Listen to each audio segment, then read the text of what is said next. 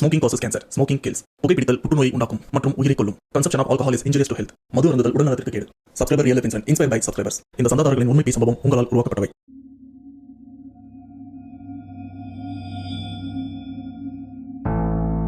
Ambulance driver, police, tea கடைக்காரன் இவங்க 3 பேருமே அந்த ஆம்புலன்ஸ்ல பேய பார்த்திருக்காங்க. ஆனா அது பேயினே தெரியாம இது பொண்ணுதான் உட்காந்துட்டு இருக்கு அப்படின்னு நினைச்சிருக்காங்க.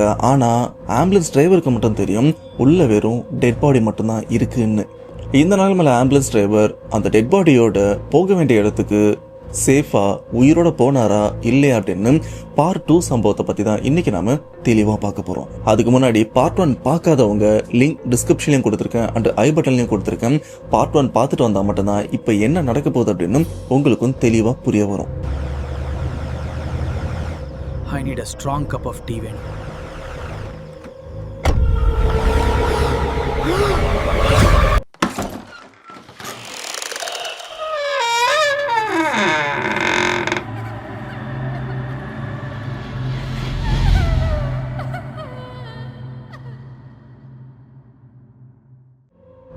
ஓகே, பார்ட் 1 கடைசியா நம்ம என்ன பார்த்தோம்னா ஆம்புலன்ஸ் டிரைவரான முகமது நாசர், அவருடைய நண்பரான நூர், சுரேஷ் இவங்க 3 பேருமே 2வது முறையா அந்த ஹைவே ஓரமா இருக்கிற ஒரு டீ கடையில வண்டி நிறுத்துறாங்க.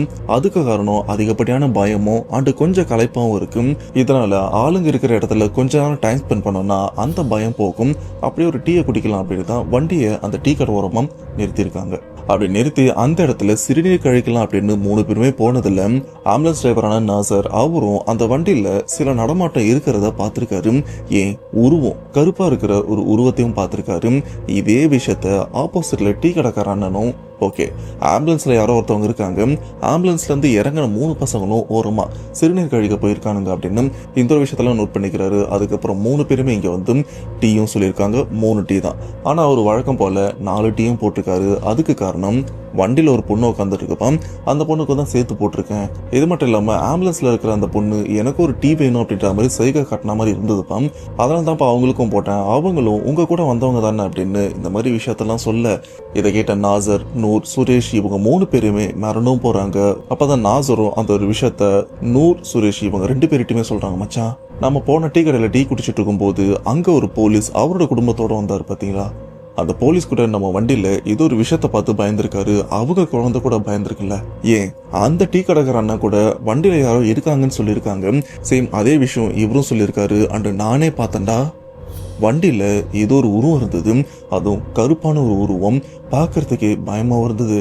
ஆனா அந்த உருவம் என்னையும் பார்த்தது மட்டும் இல்லாம அதோட உடம்ப ஒரு மாதிரி பார்த்துருக்கு. அது எப்படி இருக்குன்னா, ஒரு உடலை விட்டு ஆன்மா வெளியில வந்து தன்னுடைய ஆன்மா தேகத்தை பார்த்தா எந்த மாதிரி இருக்கும் அந்த மாதிரி தான் அந்த உருவமும் ரியாக்ட் பண்ணுதுராம். எனக்கு என்ன பயமா இருக்கு அப்படின்னு நாசர் பயப்படவும் ஆரம்பிக்கிறாரு. இப்படி இந்த டீ கடையில் இந்த ஒரு விஷயத்த பேசிட்டே இருக்கும்போது திடீர்னு நாசர் இவருக்கு போனும் வருது. யாருன்னு பார்த்தா ஆரம்பத்துல ஒரு போலீஸ் மேடம் இவங்களை வர வச்சு அங்க இருக்கிற எரிஞ்சு போன சடலத்தை எடுத்துட்டு போக சொல்லியிருப்பாங்களே, போலீஸ் மேடம் அனுப்பியா அவங்க தான் இப்ப நாசருக்கும் கால் பண்ணி என்னப்பா ஹாஸ்பிட்டல் போயிட்டீங்களா இல்லையா, எங்க இருக்கீங்க அப்படின்னு கேட்க, நாசரும் இல்ல மேடம் போயிட்டே இருக்கும், இங்க ஒரு டீ கடையில இருக்கும் அப்படின்னு சொல்ல, தம்பி இந்நேரம் நீங்க போயிருக்கணும், போற வழியில ஏதாச்சும் பிரச்சனை அப்படின்னு கேட்க, ஆனா நாசரும் பிரச்சனை இருக்கு, ஆனா அது பேய் பிரச்சனை அப்படின்னு போலீஸ் கிட்ட சொன்னா கண்டிப்பா அவங்க நம்புறது டவுட் தான். அதனால அப்படிலாம் இல்ல மேடம், நைட்டு கொஞ்சம் சேஃபா போலாம் அப்படின்னு கொஞ்சம் பொறுமையா தான் போறோம், இன்னும் கொஞ்ச நேரத்துல போயிரும் அப்படின்னு சொல்ல, சரிப்பா அங்க எல்லாரும் காத்துட்டு இருக்காங்க, சீக்கிரம் போயிருங்க அப்படின்னு அவங்களும் போனை கட் பண்ணிடுறாங்க. இப்ப டீலாம் குடிச்சு முடிச்சதுக்கு அப்புறம் நாசரும், டேய் இதுக்கப்புறமாச்சு வேற எங்கேயும் நிக்க வேண்டாம், டைரக்டா ஹாஸ்பிட்டலுக்கு போயிடலாம், இன்னும் கொஞ்சம் தூரம் தான் அப்படின்னு சொல்ல, ஆனா இந்த இடத்துல சுரேஷ் பயப்பட ஆரம்பிக்கிறாரு. மறுபடியும் அவரு, டேய் என்னாலாம் வர முடியாதுடா, ஏதோ போன தடவை பிரச்சனை இருக்கும்போது நான் வரமாட்டேன்னு சொன்னேன், என்னை எப்படியோ கூப்பிட்டு வந்துட்டீங்க, இதுக்கு மேலே என்னால் வர முடியாது, ஏதோ நீ ஒரு 500 ரூபா கொடுப்பேன்னு தான் நான் வந்தேன், எனக்கு அந்த காசு கூட வேணாண்டா, தயவு செஞ்சு ரோட்டுக்கு அந்த பக்கம் கொஞ்சம் பின்னாடி தள்ளியும் பஸ் ஸ்டாப்பும் இருக்கு, என்ன அங்கே இறக்கி விட்டுருங்க, நான் ஏதாச்சும் வண்டி பிடிச்சி ஊர் போய் சேர்றேன் அப்படின்னு சொல்ல, ஆனா நாசரும், டேய் போயிட்டு யூட்டன் போட்டு வரதா இருந்தா ரொம்ப தூரம்டா, அண்டு வண்டி அந்த சைட்லாம் எடுத்துட்டு போக முடியாது இப்போதைக்கு, நீ அமைதியா வா நாங்களும் கூட இருக்கல என்ன எதுன்னு பாத்துக்கலாம் அப்படின்னு சொல்ல, ஆனா சுரேஷும், டேய் நீ என்ன சொன்னாலும் நான் வரமாட்டேன், தயவு செஞ்சு என்னை ஏதாச்சும் வண்டி ஏற்றி விட்டுரு அப்படின்னு சொல்ல, இப்ப இவங்க இந்த இடத்துல டீ குடிச்சிட்டு இருக்கும்போது அந்த இடத்துல இன்னொரு காரும் வருது. அது போலீஸ்காரன்னு கேட்டீங்கன்னா இல்ல, ஒரு டாக்ஸி தான். இப்ப அந்த டாக்ஸில இருந்து ஒரு நபரும் வெளியில இறங்குறாரு. யாருன்னு பார்த்தா நாசருக்கு தெரிஞ்சவர் தான். சவாரியை முடிச்சிட்டு டீ குடிக்கலாம் அப்படின்னு இங்கே வந்திருக்காரு. அவர் பார்த்த உடனே நாசருக்கும் கொஞ்சம் தெம்பாவும் இருக்கு. இப்ப அந்த ஃப்ரெண்டு கிட்டயும் போய் பேசுறாரு. மச்சான் நீங்க எங்கடா இங்க அப்படின்னு கேட்க, இல்லடா இங்க ஒரு சவாரி முடிச்சிட்டு இதோ வீட்டுக்கு தான் கிளம்பிட்டு இருக்கு அப்படின்னு சொல்ல, சூப்பர்ரா, தயவு செஞ்சு இவனை போற வழியில இறக்கி விட்டுற அப்படின்னு சொல்ல, நான் விட்டுறேன்டா அப்படின்னு அந்த நண்பரும் ஒத்துக்கிறாரு. இப்போ சுரேஷ் அவரும், அப்பாடா தப்பிச்சண்டா, நீங்க கேடு கட்டுனா போங்கடா அப்படின்னு சொல்லிட்டு சுரேஷ் இவரும் கார்ல ஏறி உட்காந்துக்கிறாரு. அந்த நண்பரும் ஒரு டீ குடிச்சிட்டு இங்க இருந்து கார் எடுத்துட்டும் ரிட்டர்ன் வீட்டுக்கும் கிளம்புறாரு. இப்படி இந்த சைட்ல இந்த ஒரு விஷயம் நடந்துட்டு இருக்கு. ஆனா இப்ப இந்த டீ கடைக்கார அண்ணன் அந்த ஆம்புலன்ஸ்ல ஒரு விசித்திரமான இல்ல அமானுஷமான ஒரு விஷயத்தை பார்த்து கொஞ்சம் பயப்படுறாரு. ஏன்னா இப்போ அவரோட கண்ணுக்கு அந்த ஆம்புலன்ஸ்குள்ள இதுக்கு முன்னாடி அழகா ஒரு பொண்ணு தெரிஞ்சிருக்கும். ஆனா இப்போ அதே பொண்ணு பார்க்கறதுக்கு எரிஞ்சு கோரமான காட்சியில அந்த பொண்ணு இந்த டீ கடைக்காரனையும் பார்த்துருக்கு போல இருக்கு. இதை இவரும் நோட் பண்ணியிருக்காரு. பார்த்து பயங்கரமா பயந்துருக்காரு. ஆனா அந்த ஒரு பயத்தை பப்ளிக்கா வெளியில காட்டிக்கல. உள்ளுக்குள்ள அந்த அளவுக்கு நடுக்கம் இருந்துட்டு இருக்கு. இப்ப நாசரும் டீ குடிச்ச காசை அந்த அண்ணன் கிட்ட கொடுக்க, அந்த அண்ணனும் தம்பி அந்த வண்டியில என்ன இருக்கு அப்படின்னு கேட்க, அண்ணன் நான் தான் ஆரம்பத்திலே சொன்னேன்ல, அந்த வண்டியில ஒரு இறந்து போன பொண்ணுடைய சடலம் இருக்கு, எரிஞ்சு போன பொண்ணு, இந்த முத்துப்பேட்டையில ஏதோ ஒரு பிரச்சனை போல இருக்கு, அங்க இருந்து தான் பாடி எடுத்துருவோம் அப்படின்னு சொல்ல, அப்ப அந்த டீ கடைக்காரன் அண்ணன் என்ன பண்றாருன்னா அப்படியே கொஞ்சம் பின்னாடி போறாரு. ஏன்னா அந்த டீ கடையில சின்னதா ஒரு சாமி செட்டப்பும் இருந்துட்டு இருக்கு.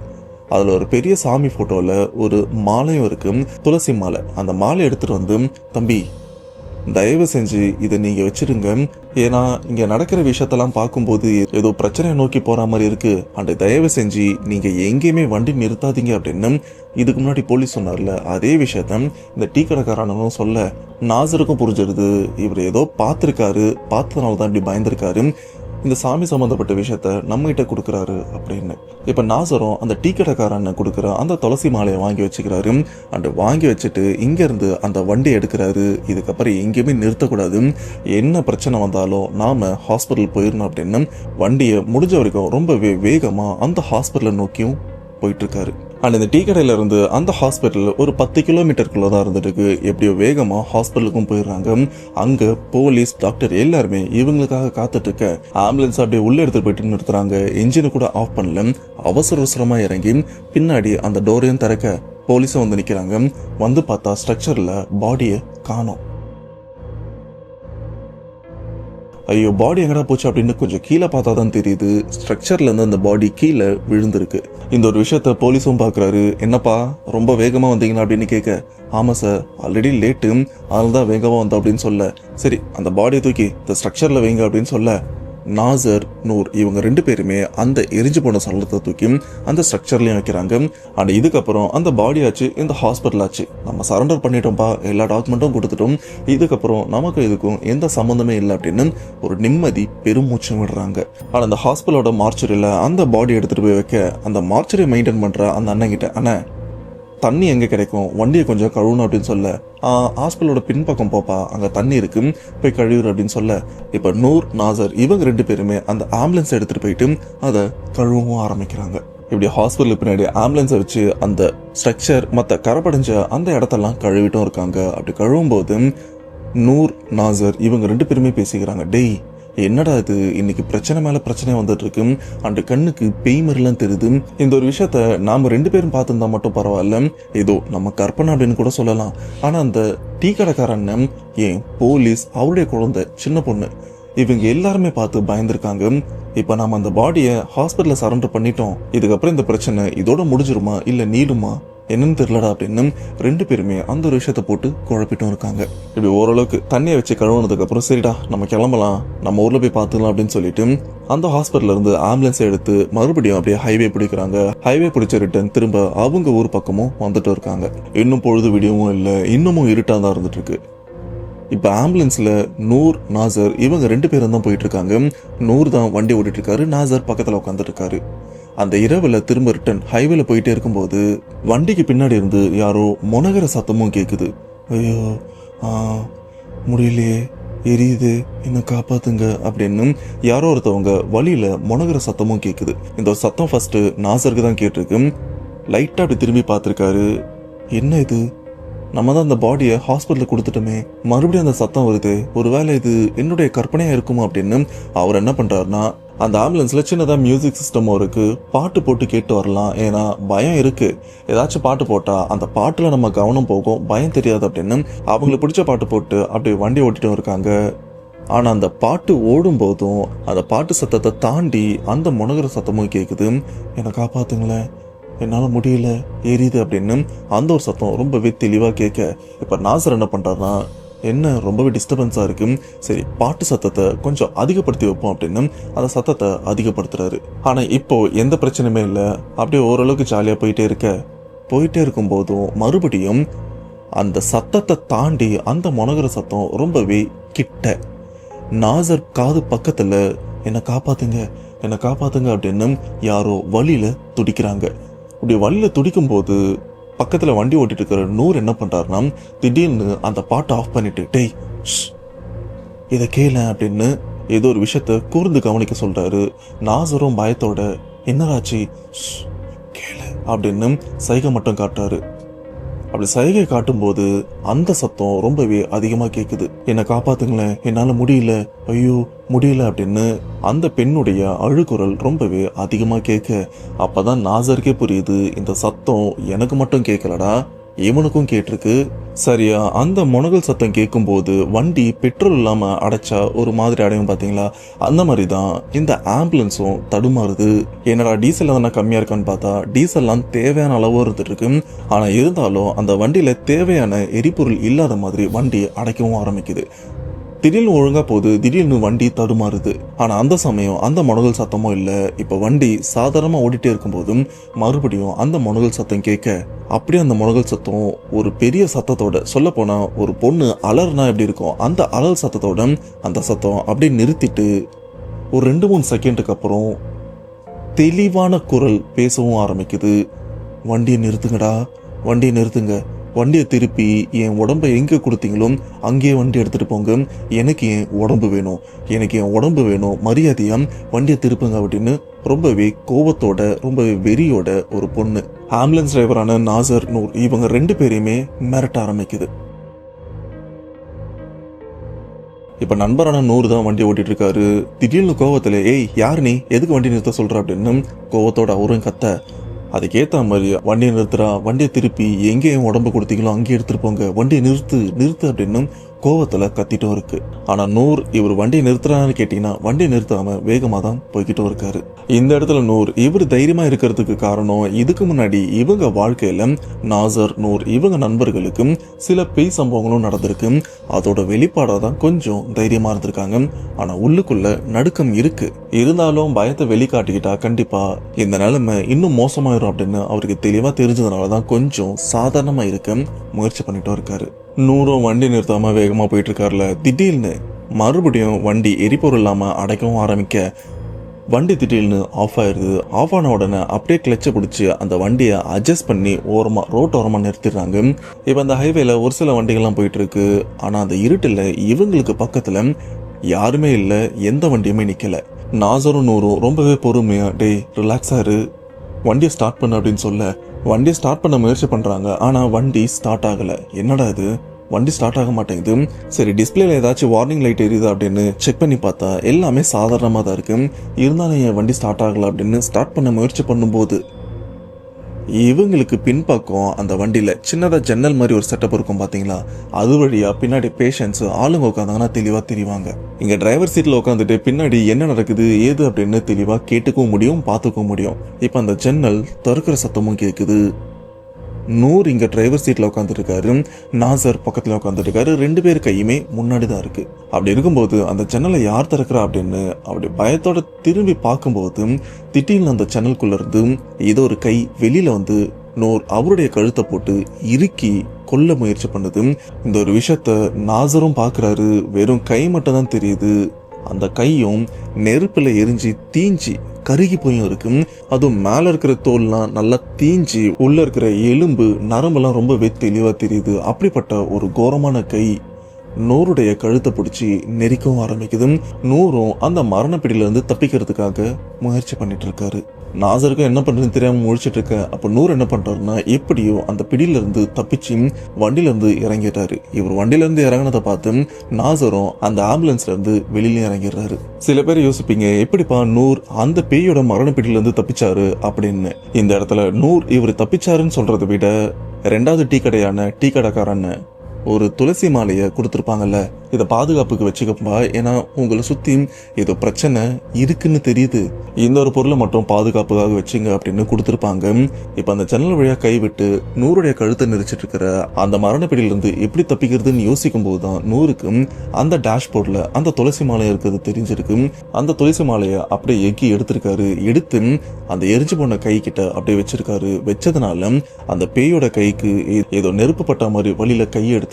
உடனே இவரும் அந்த துளசி மாலைய அந்த சின்ன ஜன்னல் அந்த ஓட்ட வழியா உள்ளேயும் தூக்கி போட்டு அங்க இருந்து வெளியில இறங்கி இருக்காரு. இப்படி ரெண்டு பேருமே வெளியில இறங்கின ஒரு சில வினாடிகளுக்கு அப்புறம் இவ்வளவு நேரம் ஸ்டார்ட் பண்ண முயற்சி பண்ண அந்த ஆம்புலன்ஸ் ஆளே இல்லாம திடீர்னு ஸ்டார்ட் ஆகுது.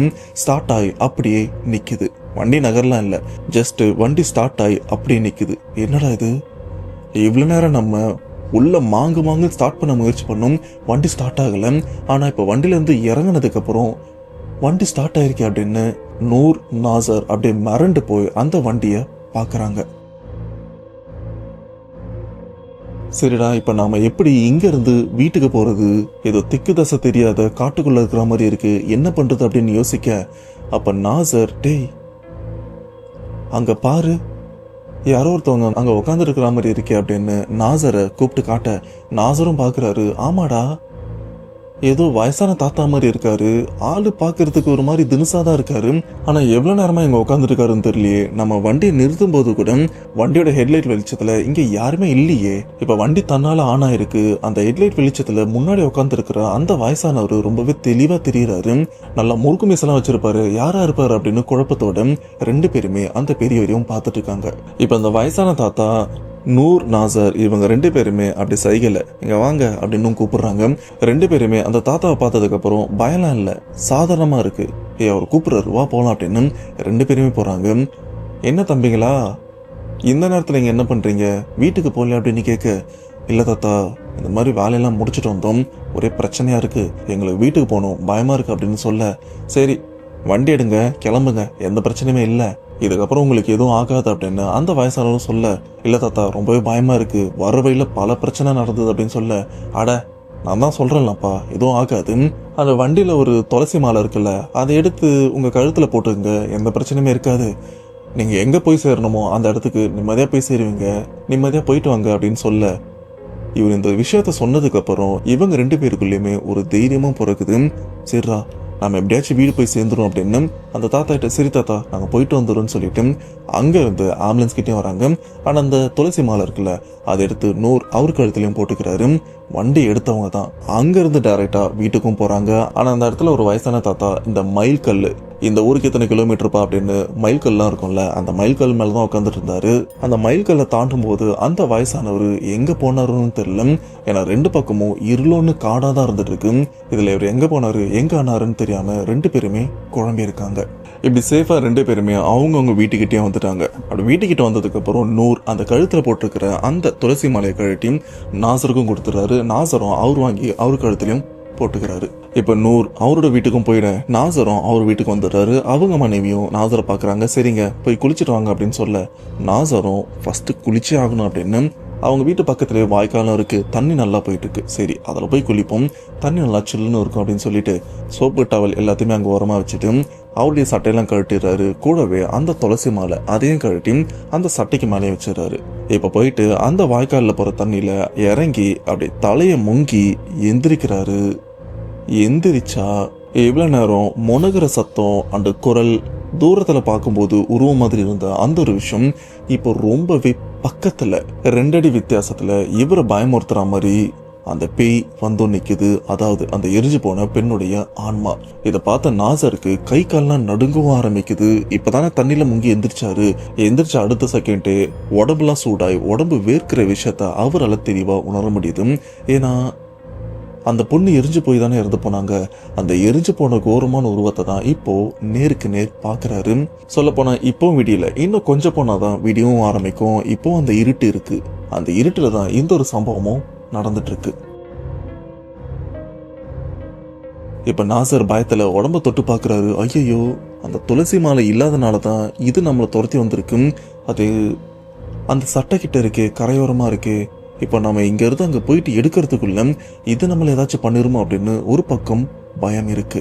இப்படி அந்த உருவம் நாசர் இவரையே ஒரு மாதிரி கோவத்தோட பார்த்துட்டு இருக்க, திடீர்னு அந்த உருவம் நாசர் இவரை பார்த்து அண்ணன் அண்ணன் அப்படின்னு கூப்பிட, என்ன இந்த உருவம் நம்மள அண்ணன் கூப்பிடுது அப்படின்னு நாசரும் ஒரு மாதிரி குழப்பத்தோட இருக்க, அண்ணன் உங்களை தானே, பயப்படாதீங்க, என்னை பார்த்து நீங்க ஏன் பயப்படுறீங்க அப்படின்னு கேட்க, ஆனா நாசரும் இல்லம்மா என்னை விட்டுருமா, இதுக்கு முன்னாடி என் லைஃப்ல பல பிரச்சனைகள் நடந்திருக்கு.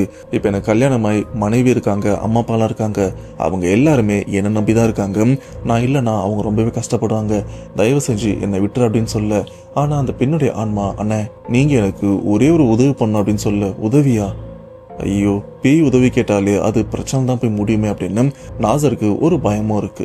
சரி எப்படி இருந்தாலும் நம்ம அந்த உதவியை பண்ண போறதில்ல, என்ன உதவினாச்சும் கேட்டுக்கலாம் அப்படின்னு நாசரும் சரிம்மா என்ன உதவி அப்படின்னு கேட்க, இல்லைண்ணே என்னுடைய இந்த நிலைமைக்கு காரணமான அந்த மிருகங்களை நான் பழி வாங்கணும், அதுக்கு எனக்கு ஒரு உடல் வேணும், அந்த உடல் நீங்க தான், தயவு செஞ்சு என்னுடைய ஆன்மா உங்க உடம்புல வந்து அவங்கள பழி வாங்கறதுக்கு எனக்கு ஒரு சந்தர்ப்பத்தை ஏற்படுத்தி கொடுங்க அப்படின்னு சொல்ல, இதை கேட்ட நாசருக்கு கை கால்லாம் நடுங்குது. எது நீ என் உடம்பு உள்ள வந்து அவனுங்களை கொல்ல போறியா, வேலையை பார்த்துட்டு போமா அப்படின்னு இந்த இடத்த விட்டு நகர்றாரு. நகர்ந்து அந்த துளசி மாலை இருக்குல்ல அதை எடுத்து கழுத்துல போட்டா ஓரளவுக்கு பாதுகாப்பா இருக்கலாம். அதனால இவரும் முடிஞ்ச வரைக்கும் வேகத்தோட கரையோரமா நகரலான்னு பார்த்தா அப்பதான் அந்த பெண்ணுடைய ஆன்மா கோவத்துல கத்தி நாசரை பலார்னு நடிச்சிருக்கு. அந்த போட்டோவை தான் ஃபர்ஸ்ட் பார்ட்ல நான் காமிச்சிருப்பேன். சேம் அதே போட்டோ இப்போ உங்களுக்காக. இப்படி வாங்கின இந்த அடியில நாசர் அந்த இடத்துல மயக்கம் போட்டும் விழுந்திருக்காரு. கரையோரமா தான் அப்படியே மயங்கிருக்காரு. இப்படி ஒரு மயங்கிற இந்த ஒரு விஷயம் வீட்டுல இருக்கிற யாருக்குமே தெரியல. குளிக்க போனவர் வந்துருவார் அப்படின்னு நினைச்சுதான் வீட்டுல சாதாரணமா இருந்திருக்காங்க. ஆனா இவர் வாய்க்கால் ஓரமா தானே இருக்காரு, தண்ணியும் நல்லா போயிட்டு இருக்கு. அந்த தண்ணி இவர் மேல படப்பட அந்த மயக்கமும் தெரிஞ்சிருக்கு. தெரிஞ்சு அப்படி கண்ணை முழிச்சும் பாக்குறாரு.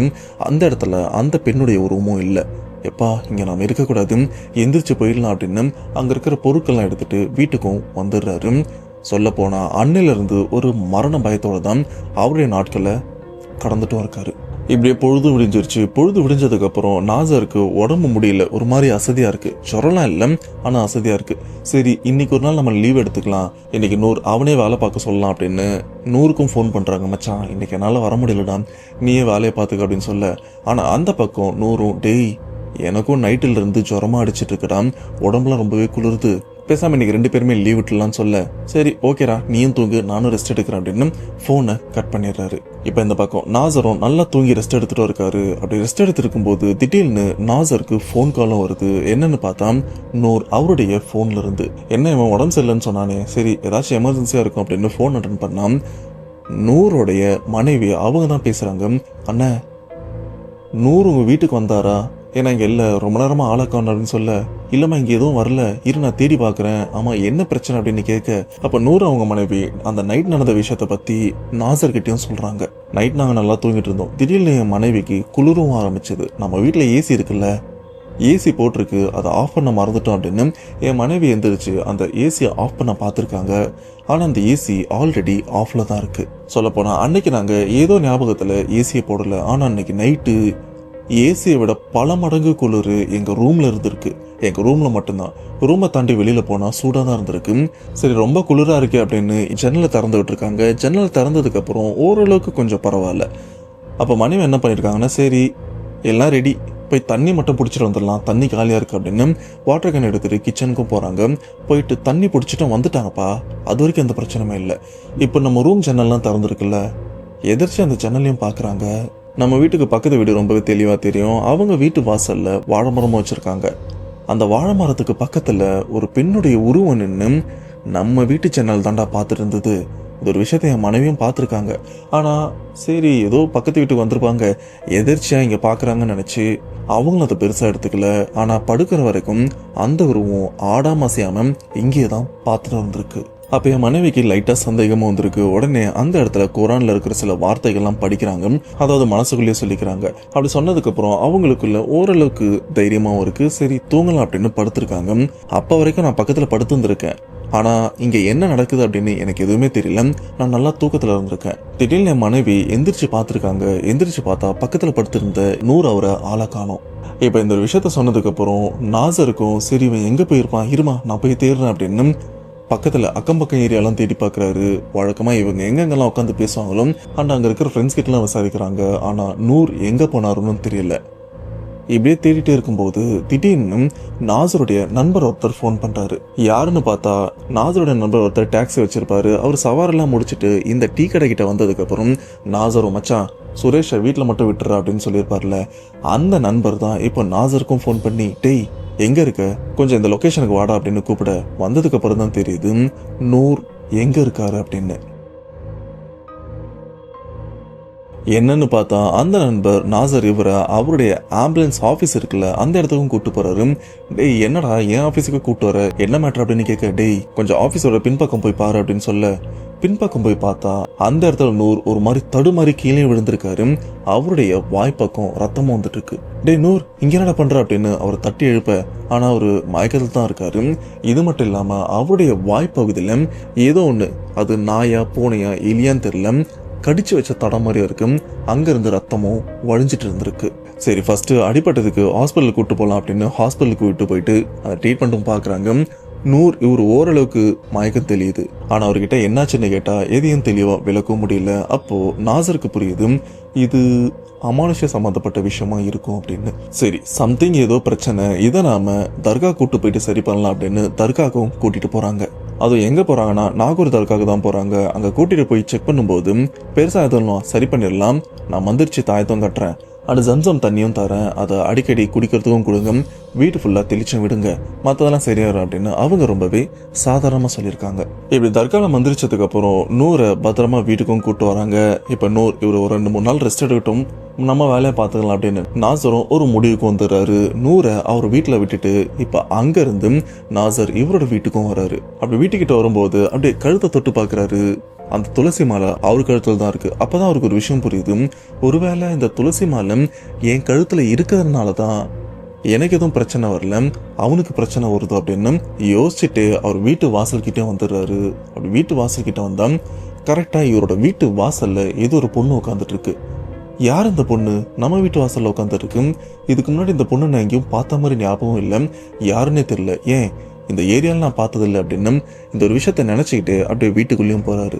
வழக்கமா நாசர் இவர் வீட்டுக்குள்ள வந்தார், நான் ஃபர்ஸ்ட் பாத்ரூம் போயிட்டு காலெல்லாம் கழுவிட்டு தான் வீட்டுக்கும் போவாரு.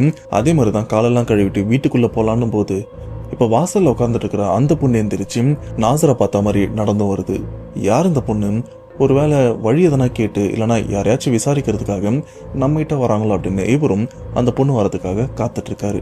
இப்ப அந்த பொண்ணு கிட்ட வந்து நாசர் கிட்ட அக்கா உங்களை கூட்டிட்டு வர சொன்னாங்க அப்படின்னு ஒரு டைரி அண்ட் இன்னொரு பொருளையும் கொடுக்குறாங்க. இதை நாசரும் கையில வாங்கிட்டு யாருமா அது, யார் என்ன கூட்டிட்டு வர சொன்னாங்க அப்படின்னு கேட்க, அப்ப திடீர்னு வீட்டுக்குள்ள இருந்து நாசர் அவங்க மனைவியும் வெளியில வராங்க. வெளியில வந்து ஆமாங்க எனக்கு இந்த பொண்ணு யாருன்னு தெரியல, நான் காய்கறி வாங்கலாம் அப்படின்னு நம்ம மார்க்கெட்டுக்கும் போனேன், மார்க்கெட்டு பக்கத்துலேயே சுடுகாடும் இருக்கு பார்த்தீங்களா, அந்த சுடுகாடோட வாசல்ல ஒரு மாதிரி பரிதாபமா உட்காந்துட்டு இருந்தா எனக்கு இவளை பார்த்த உடனே போய் பேசணும் அப்படின்னு தோணுச்சு. நானும் போய் பேசினேன், என்னம்மா எந்த ஒரு எதுக்கு சுடுகாடு கிட்ட உட்காந்துருக்கு அப்படின்னு கேட்க, அந்த பொண்ணும் எனக்கு யாருமே இல்லைங்க, நான் ஒரு அனாதை அப்படின்னு சொல்ல எனக்கே கொஞ்சம் மனசு கஷ்டமாயிருச்சு அப்படின்னு அவங்க மனைவி இந்த ஒரு விஷயத்த கணவரான நாசர்கிட்டையும் சொல்லியிருக்காங்க.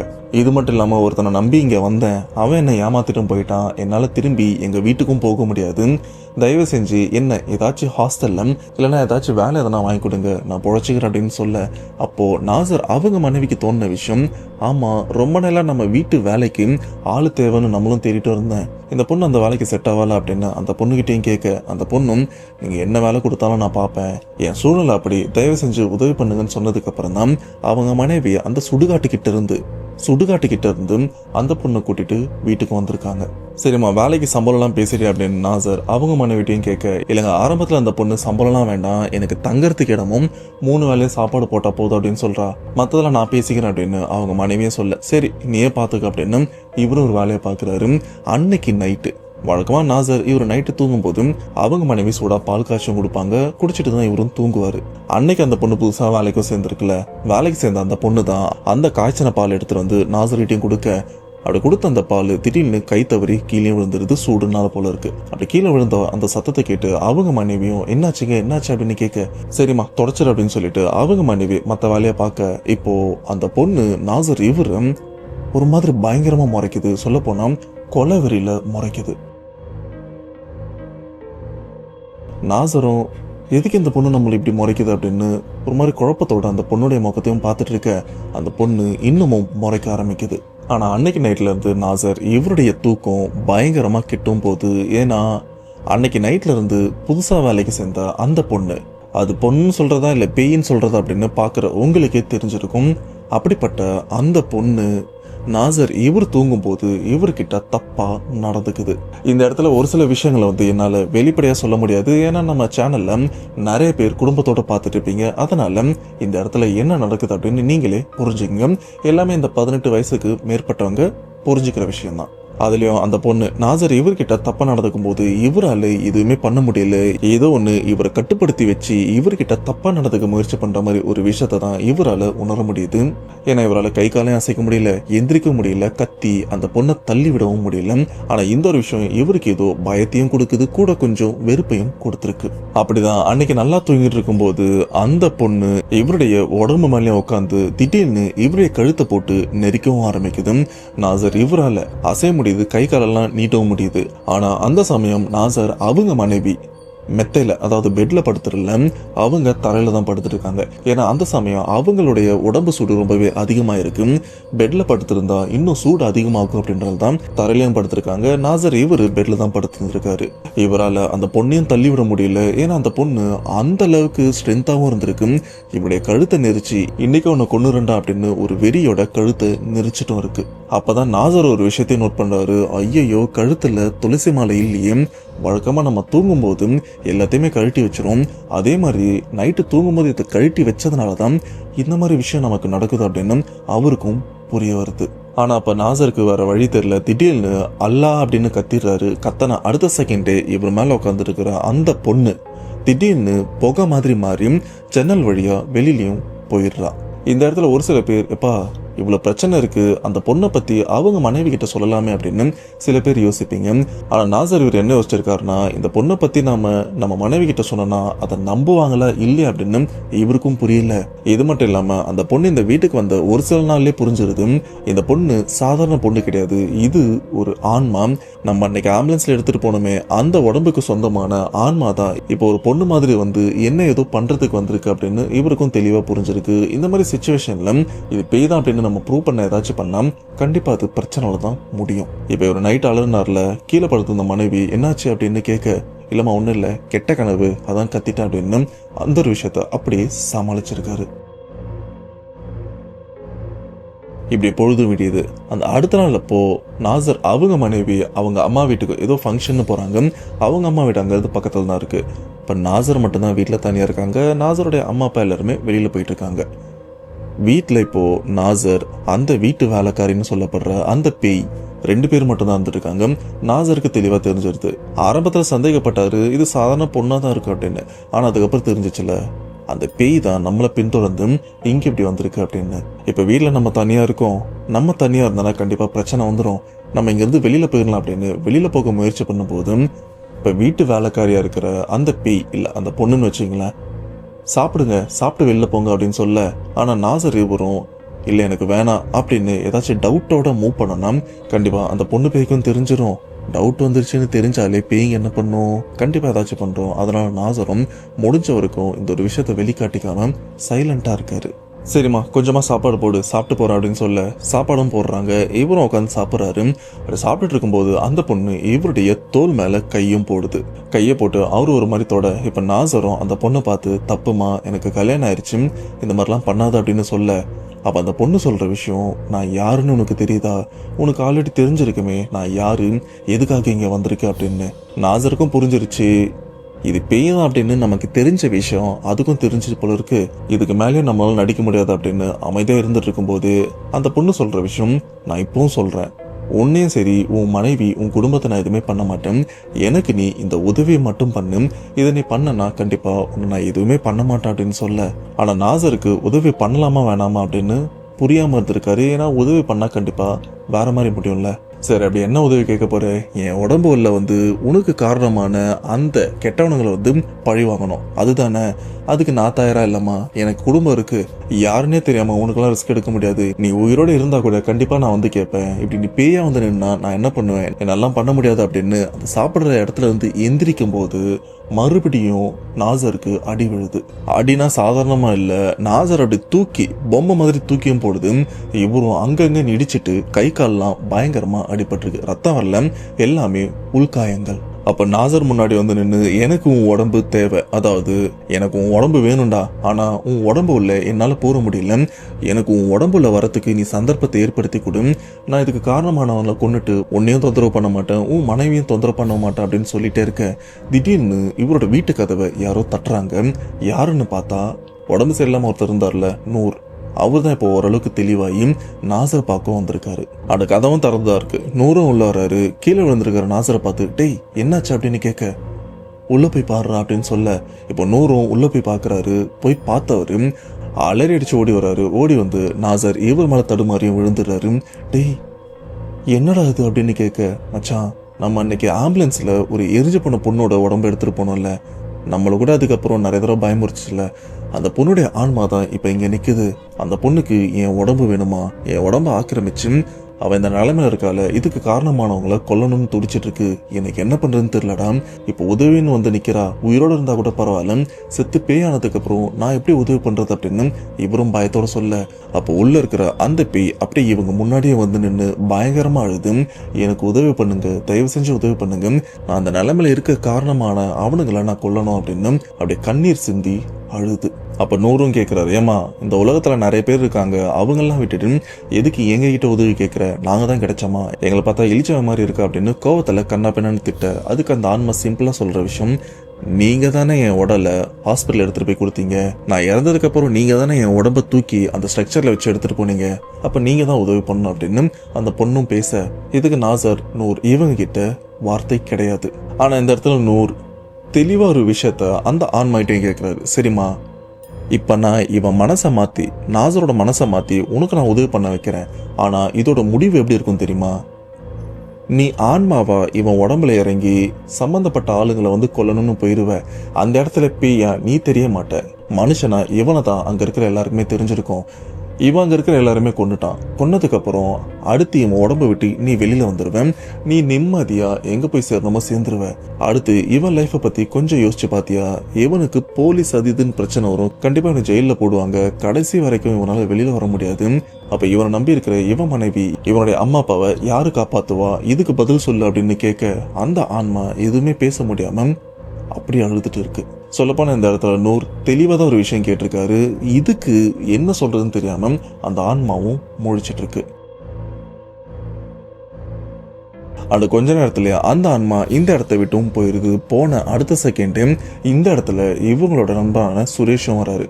என்ன மச்சான் ரெண்டு பேரும் ஒன்னா இருக்கீங்க, என்ன பேசிட்டீங்க அப்படின்னு கேட்க, ஆனா நாசர் நூர் இவங்க ரெண்டு பேருமே ரொம்ப நேரமா அமைதியா இருக்கிறத பார்த்துட்டே எதனா பிரச்சனை அப்படின்னு கேட்க, நாசர் நூர் ரெண்டு பேருமே நடந்த விஷயத்தையும் சொல்லிடுறாங்க. அட பாவீங்களா, இவ்வளவு நடந்திருக்கா, சரி எனக்கு ஒரு பூசாரியை தெரியும், அவர் சமயபுரம் மாரியம்மன் கோவில்ல தான் இருந்தாரு, அவர்கிட்ட இருந்து ஒரு விஷயத்த சொன்னா கண்டிப்பா இதுல நம்மளை காப்பாத்தி கூப்பிட்டு வருவாரு, அவரை பார்க்க போலாம் அப்படின்னு இவர் ஊர்ல இருந்து பக்கத்து ஊர்ல தான் அந்த பூசாரியும் இருக்காரு, அவரை பார்க்கறதுக்காக 3 பேரும் கிளம்பி போறாங்க. அண்ட் இவங்க சரியான நேரத்துல அந்த பூசாரியும் பார்க்க போயிருக்காங்க. ஏன்னா அப்பதான் ஒரு வேலையெல்லாம் முடிச்சுட்டு அந்த இடத்துக்கு வந்திருக்காரு. அவர்கிட்ட நடந்த எல்லா விஷயத்தையுமே சொல்ல, அப்ப அந்த பூசாரி ஒரு விஷயத்த கணிச்சு சொல்றாரு, தம்பி உங்களை சுத்தி இருக்கிற அந்த ஆன்மா ஒரு நல்ல பொண்ணு தான், நல்ல ஆன்மா தான், அந்த ஆன்மா உங்ககிட்ட உதவி தேடியும் வந்திருக்கு, உங்களை கொல்ற மாதிரி வேற எதுவும் பண்ணிருக்காது, மற்றபடி பயமுறுத்துற மாதிரி சின்ன சின்ன அடிகள்லாம் இருந்துட்டு இருக்கும், அதை தவிர்த்து வேற எதுவும் நடந்திருக்காது, இது மட்டும் இல்லாம உங்க வீட்டுல வேலை செய்யற மாதிரி ஒரு பொண்ணுடைய உருவத்திலே வந்திருக்கும், அதுதான் அந்த பொண்ணுடைய ஒரிஜினல் உருவம். இப்படி பேசிட்டே இருக்க அந்த இடத்துல திடீர்னு இன்னொரு பூசாரியும் வராரு. அவர் இந்த பூசாரி காதுல ஏதோ ஒரு விஷயத்தையும் சொல்ல, உடனே அவரும் அதிர்ச்சியா நாசரை பாக்குறாரு. என்ன சாமி என்னாச்சு, ஏன் ஒரு மாதிரி பாக்குறீங்க அப்படின்னு கேட்க, தம்பி உங்க ஊர் எங்க இருக்கு அப்படின்னு கேட்க, ஐயா பக்கத்துல தான் ஐயா அப்படின்னு சொல்ல, உடனே வண்டி எடு, உங்க வீட்டுல பிரச்சனை, அதுலயும் உன் மனைவிக்கு பிரச்சனை, உடனே வண்டி எடு போகணும் அப்படின்னு சொல்ல எல்லாருமே அவசர அவசரமா இப்ப நாசரோட வீட்டுக்கும் போறாங்க. சரியா இவங்க வீட்டுக்கு போற அந்த நேரம் நாசர் அவங்க மனைவி உடம்புல மண்ணெண்ணெய் ஊத்தி வத்தி குச்சி கிழிச்சு அதை உடம்புல போடலான்னு வரும்போது இதை சுதாரிச்ச நாசர் என்ன பண்றாருன்னா, அதிர்ஷ்டவசமா பக்கத்திலே தண்ணி இருந்திருக்கு, அந்த தண்ணி எடுத்து அவங்க உடம்பு மேலேயும் ஊத்திருக்காரு. ஊத்தினதுக்கு அப்புறம் அந்த எண்ணெயோட தன்மை கொஞ்சம் குறைஞ்சிருது. வத்தி குச்சி கொளுத்தி போட்டாலும் உடனே அந்த நெருப்பு பத்தாது. இப்ப நாசர் அவங்க மனைவி ஒரு மாதிரி கூனி குறுகி பயத்தோட ஒரு ஓரமா போய் உட்கார்றாங்க. அதுக்கு காரணம் அங்க இருக்கிற அந்த பூசாரி ஒரு மாதிரி கோவத்தோட தான் அவங்க மனைவியும் பார்த்திருக்காங்க. பூசாரிக்கு தெளிவா தெரியுது இது இவருடைய மனைவி தான், ஆனா அவங்க உடம்புல இருக்கிறது அந்த பெண்ணுடைய ஆன்மா அப்படின்னு. இப்ப அந்த பூசாரி நாசர் அவங்க மனைவி பக்கத்துல வந்து அவங்களுடைய உச்சந்தலைமுடிய இறுக்கி பிடிச்சிடுறாங்க. பிடிச்சது மட்டும் இல்லாம அதுல ஒரு சின்ன கொத்து முடி எடுத்து முடிச்சும் போட்டுடுறாங்க. இந்த விஷயத்தை இங்க பண்ண முடியாது, என் இடத்துக்கு கூட்டுவாங்க அப்படின்னு சொல்லிட்டு பூசாரி அங்கிருந்தும் கிளம்ப, இந்த முடிச்சு எதுக்கு போட்டிருக்காங்கன்னா அவங்க உடம்புல இருக்கிற அந்த ஆன்மா அந்த முடிச்ச மீறி வெளியில வர முடியாது.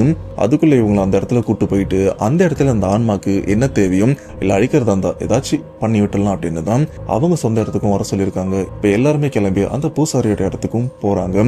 அங்க ஒரு பெரிய மாந்திரிக பூச்சை, பேய் ஓட்டுற பூச்சை நடக்கிறதுக்கான ஏற்பாடும் நடந்துட்டு இருக்கு. இப்படி எல்லாருமே அந்த பூசாரியோட இடத்துக்கு வந்ததுக்கு அப்புறம் அந்த இடத்துல நாசர் அவங்க மனைவி உட்கார வச்சு, யார் நீ, எதுக்கு இங்க வந்த, எதுக்கு தேவையில்லாம இந்த குடும்பத்தை தொந்தரவு பண்ற அப்படின்னு கேட்க, அப்போ நாசர் அவங்க மனைவி உடம்புல இருக்கிற அந்த ஆன்மா பேச ஆரம்பிக்குது. நான் திருச்சியை சேர்ந்தவ, என்னோட சொந்தக்காரங்க வீட்டுல ஃபங்க்ஷன் அப்படின்றதுனால இந்த ஊருக்கும் வந்தேன். ஆனா அவங்க வீட்டுல ஆடுலாம் நிறைய வளர்த்துட்டு இருக்காங்க, அந்த ஆடை மேய்க்கிறதுக்காக அப்படியே காட்டு பக்கமும் வந்தேன். அப்படி வந்த இடத்துல 4 பேர் குடிச்சிட்டும் இருந்தானுங்க, என்ன ஒரு மாதிரியும் பார்த்தானுங்க. நானும் அந்த இடத்த விட்டு முடிஞ்ச வரைக்கும் தூரமா நகர்ந்தேன். ஆனா அவனுங்க தொடர்ந்து என்னை பின்தொடர ஆரம்பிச்சானுங்க. அதுக்கப்புறம் என்ன பலவந்தமா கட்டி போட்டு அந்த இடத்துலயே என்ன சீரழிச்சிட்டானுங்க அப்படின்னு நடந்த எல்லா விஷயத்தையுமே சொல்லியிருக்காங்க. சரி, இப்ப அதுக்கு இந்த குடும்பம் என்ன பண்ணணும் அப்படின்னு கேட்க, இல்ல எனக்கு இவனுடைய உடம்ப மட்டும் கொடுங்க, அவங்க நான் போயிட்டு பழி தீர்த்துட்டு வரேன் அப்படின்னு சொல்ல, பழி தீர்க்கலாம், நீ பழி தீர்த்ததுக்கு அப்புறம் இவனுடைய வாழ்க்கை என்ன ஆகும் அப்படின்னு கொஞ்சம் யோசிச்சு பார்த்தியா அப்படின்னு கேட்க, அப்போ அந்த ஆன்மா அமைதியா தான் இருக்கும். இருந்தாலும் இந்த விஷயத்த நான் பண்ணியே தீர்வேன் அப்படின்னு ரொம்பவே தீர்க்கமாவும் இருந்துட்டு இருக்கு. இது மட்டும் இல்லாம எனக்கு இப்போ என்னுடைய குடும்பத்தை பார்க்கணும் அப்படின்னு சொல்ல, சரி உன்னுடைய குடும்பத்தை கூட்டு போய் காட்டினா நீ அமைதியாயிருவா, இவங்களை விட்டு போயிரு அப்படின்னு சொல்ல, ஆனா அப்பவும் அந்த ஆன்மா அமைதியா தான் இருக்கு. சரி ஃபர்ஸ்ட் உன்னா உன்னுடைய குடும்பத்துக்கு கூட்டு போற அப்படின்னு வண்டி ஏற்பாடு பண்ணி அந்த பெண்ணுடைய வீட்டுக்கும் கூட்டிட்டு போறாங்க. அப்படி அவங்க வீட்டுக்கு போனதுக்கு அப்புறம் கார்ல இருந்து ரொம்பவே வேகமா இறங்கி ஓடி போயிட்டு ஒரு வயசானவங்க கட்டி பிடிச்சி அம்மா அப்படின்னு அழறாங்க.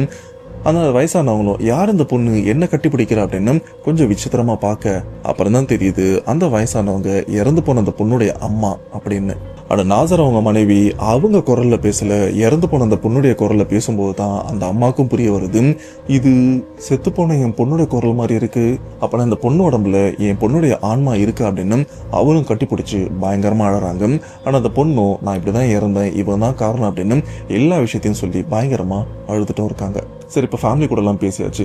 பூசாரியும் கேட்கிறாரு, சரி உன்னுடைய ஆசை நிறைவேறிச்சா, நீ இப்ப இந்த குடும்பத்தை விட்டு போலாமே அப்படின்னு கேட்க, இல்ல நான் அவனுங்களை கொல்லாம போக மாட்டேன், எனக்கு உதவி பண்ணுங்க, அவனுங்களை இந்த இடத்துக்கு வர வைங்க, அவனுங்களை நான் கொல்லணும் அப்படின்னு சொல்ல, ஆனா பூசாரி என்ன பண்றாருன்னா, அவனுங்களை இந்த இடத்துக்கு நான் வர வைக்கிறேன், ஆனா உன்னாலாம் கொல்ல முடியாது, சட்டப்படி என்ன பண்ண முடியுமோ அதை நாங்க பண்றோம், அதை தவிர்த்து வேற எதுவும் பண்ண முடியாது, அதுவும் நீ என்னை நம்பி வந்திருக்க, கண்டிப்பா அவனுங்க கடைசி காலம் வரைக்கும் வெளியிலேயே வர முடியாத அளவுக்கு அவனுங்களை போலீஸை மாட்டி விடுறோம், இந்த ஒரு விஷயம் மட்டும்தான் எங்களால பண்ண முடியும் அப்படின்னு அந்த ஆன்மா கிட்டேயும் சொல்ல, அந்த ஆன்மாவும் பூசாரி கிட்ட சத்திய வாக்கும் வாங்கிக்குது. சரி அவனுக்கு பண்ண தப்புக்கு அவனுக்கு தண்டனை அனுபவிக்கணும், அது நீங்க என் கையில கொடுத்தாலும் சரி இல்ல சட்டப்படி பண்ணாலும் சரி அப்படின்னு பூசாரி கிட்ட சத்திய வாக்கம் வாங்குது. பூசாரியும் சட்டப்படி நாங்க என்ன பண்ணோமோ அதை நாங்க பண்றோம் அப்படின்னு வாக்கும் கொடுத்துடுறாரு. அதுக்கேற்ற மாதிரி இந்த பக்கம் பூசாரியும் அவனுக்கு யாரு என்ன எதுன்னு கணிக்க, இந்த சைட்ல அந்த ஆன்மாவும் அதுக்கெல்லாம் அவசியமே இல்லை, அவனை எங்க இருக்கானுங்க என்ன பண்றானுங்கன்னு எனக்கு தெரியும், வாங்க அவங்ககிட்ட போகலாம் அப்படின்னு இப்ப அங்கிருந்து கிளம்பி அந்த இடத்துக்கும் போறாங்க. போய் பார்த்தா அதே ஆளுங்க அந்த இடத்துல உட்காந்தும் குடிச்சிட்டு இருக்கானுங்க. அண்ட் இவங்க எல்லாருமே கும்பலா தானே போனாங்க. கும்பலா போனதுனால அவனுங்களை அப்படியே கொத்தா பிடிச்சி நடந்த விஷயம் எல்லாத்தையுமே சொன்னதுக்கு அப்புறம் அவனுங்களும் மரண பீதியில இருக்கானுங்க. ஏன்னா இது வரைக்கும் கதையில தான் இந்த மாதிரி விஷயத்துல இறந்து போன பொண்ணு பேயா வந்து பழித்தி இருக்கும் அப்படின்றது இது அவங்க வாழ்க்கையில நிஜமா நடக்கும்போதும் அடிச்ச போதை எல்லாமே இறங்கி மரண பீதியில இருக்காங்க. அண்ட் அவங்களும் அந்த பெண்ணுடைய காலில் விழுந்தும் என்னை மன்னிச்சிருமா, நாங்க தெரியாம பண்ணிட்டோம், ஏதோ போதையில பண்ணிட்டோம் அப்படின்னு சொல்ல, இருந்தாலும் அந்த பெண்ணுடைய ஆன்மா நீங்க என் வாழ்க்கையே சீரழிச்சிட்டீங்க, உங்களை நான் சும்மா விட மாட்டேன் அப்படின்னு கோபத்தோட இருக்க. ஆனா பூசாரியும் உனக்கு நான் சத்திய வாக்கு கொடுத்துருக்கேன், அதன்படி நான் பண்றேன் அப்படின்னு அந்த இடத்துல போலீஸை வர வச்சு இவங்களையும் அரெஸ்ட் பண்ணியும் கொடுத்துடுறாங்க. இப்படி அரெஸ்ட் பண்ணதுக்கு அப்புறம் தான் நாசர் இவங்க மனைவி உடம்புல இருந்து அந்த பெண்ணுடைய ஆன்மா வெளியிலயும் வந்திருக்கும். அப்படி வெளியில வந்ததுக்கு அப்புறம் நாசர் அவங்க மனைவிக்கும் தேவையான பாதுகாப்பான விஷயங்கள், இதை மந்திரிச்ச கயிறு அண்ட் வீட்டுல சில மந்திரிச்ச பொருள்லாம் வைக்கணும்ல, இதெல்லாம் ரெடி பண்ணி நாசர் அண்ட் அவங்க மனைவிட்டையும் கொடுக்குறாங்க. நீங்க இதுக்கப்புறம் இங்க இருக்க வேண்டாம், இந்த இடத்த விட்டு கிளம்பிடுங்கன்னு சொன்னதுக்கு அப்புறம் நாசரும் ஐயா சாமி விட்டா போதும் அப்படின்னு அவரும் அந்த இடத்த விட்டு அவங்க மனைவி அண்ட் அவருடைய நண்பர்கள் எல்லாருமே அந்த இடத்த விட்டும் கிளம்பி வந்துடுறாங்க. அண்ட் இதுக்கப்புறம் அந்த ஆன்மாக்கு என்னாச்சு, என்ன பண்ணாங்க அப்படின்னு நாசர் இவருக்கும் விஷயம் தெரியல. ஏன்னா விட்டா போதும் அப்படின்னு அவர் அந்த இடத்த விட்டும் கிளம்பி வந்துட்டு இருக்காரு. சொல்ல போனா இப்ப இவருக்கு எந்த பிரச்சனையுமே இல்ல, இவருடைய குடும்பத்தோட இப்ப ரொம்பவே நிம்மதியா தான் இருக்காரு. இது வரைக்கும் தான் இவரும் நமக்கு ஷேர் பண்ணிருக்காரு. ஸோ ஒரு வழியா செகண்ட் பார்ட்டியும் நான் முடிச்சிட்டேன். ஸோ இந்த சம்பவத்தை கேட்கும்போது உங்களுடைய கருத்து என்னன்றது வந்து கமெண்ட் பாக்ஸ்ல மென்ஷன் பண்ணுங்க. அவ்வளவுதான் மக்களே, சம்பவம் ஓவர். இந்த சம்பவத்தை கேட்கும்போது உங்களுக்கு என்ன தோணுது? ஏன்னா இது வரைக்கும் நம்ம பார்த்த உண்மை சம்பவத்துல நிறையவே இந்த மாதிரி சிமிலரா பாதிக்கப்பட்ட ஆன்மா வந்து பழிவாங்குற விஷயம் மாதிரி பார்த்திருக்கும். ஆனா செத்து போன அந்த பொண்ணை பத்தி நியூஸ்லயே சொல்லியிருக்காங்க. அப்படிப்பட்ட ஒரு சம்பவத்தை நானே இப்பதான் கேட்கிறேன். கண்டிப்பா இது ஒரு வித்தியாசமான உணர்வை கொடுக்குது, உங்களுக்கும் கொடுத்துருக்குன்னு நம்புறேன். ஸோ இந்த சம்பவத்தை பத்தி உங்களுக்கு என்ன தோணுதோ அதை மறக்காம கமெண்ட் பாக்ஸ்ல மென்ஷன் பண்ணுங்க. இது மட்டும் இல்லாம இந்த சம்பவத்துல ஒரு சில புறம்போக்கு பசங்களை வந்து கைது பண்ணிருப்பாங்கல்ல, அவங்களுடைய நிலைமை இப்ப என்னவா இருக்கும், உங்களுக்கு ஏதாச்சும் அப்படியே தெரிஞ்சதுன்னா அதையும் கமெண்ட் பாக்ஸ்ல மென்ஷன் பண்ணுங்க. இது மட்டும் இல்லாம நாசர் இவருடைய ஆம்புலன்ஸ் வாழ்க்கையில இன்னும் ஒரு சில சம்பவங்கள்லாம் நடந்திருக்குன்னு சொல்லியிருக்காரு. அதுவும் நமக்கு நேரம் கிடைக்கும் போது பார்க்கலாம். ஸோ நெக்ஸ்ட் ஒரு உண்மை சம்பவத்தோட கண்டிப்பா உங்களை வந்து நான் மீட் பண்றேன். அதுவரை உங்களை வந்து விடைபெறுவது உங்கள் நான். பாய். Good night.